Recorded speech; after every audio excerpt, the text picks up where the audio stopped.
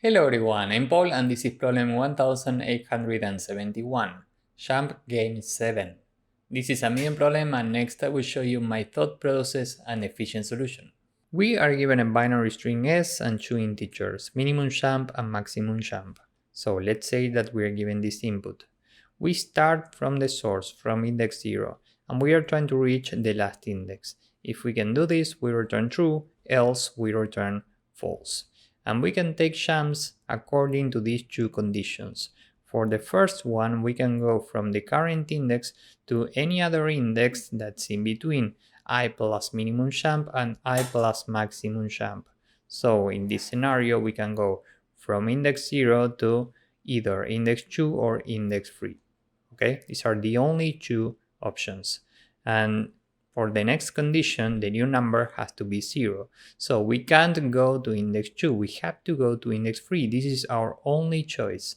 And from index 3, we can take a jump of 2 and reach the last index. Given that we can reach the last index, the result here is true.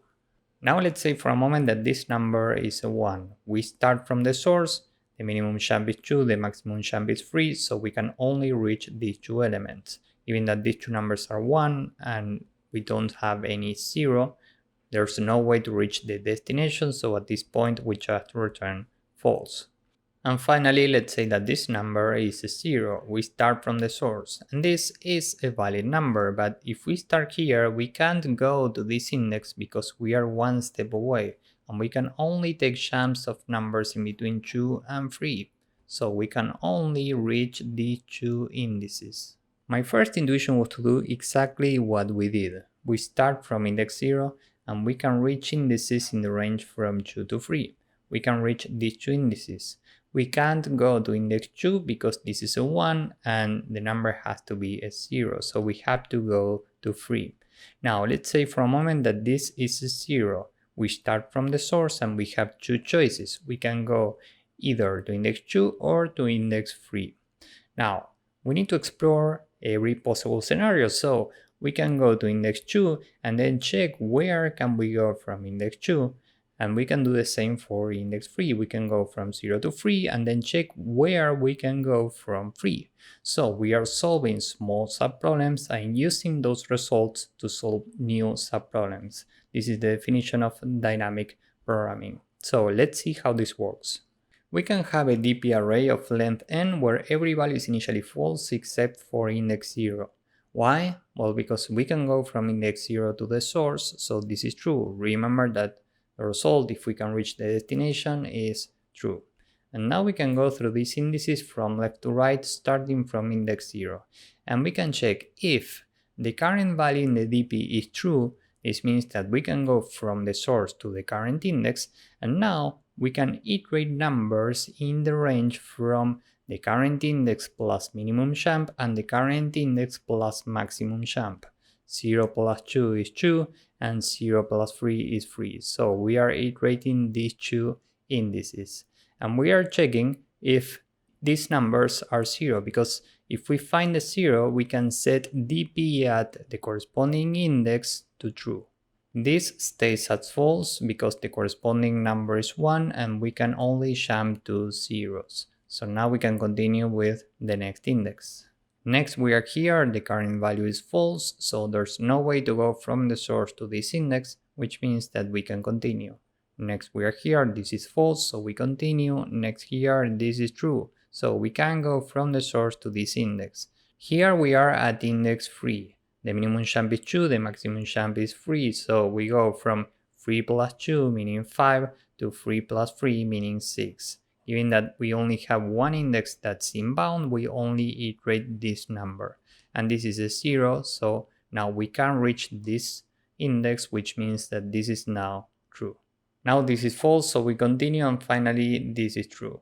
Given that the last element of this DP array is true, this means that we can reach the destination, so the result is true. But we are missing something here.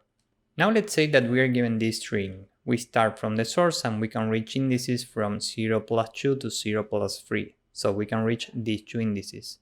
Both numbers here are 0, so these values are now true and true.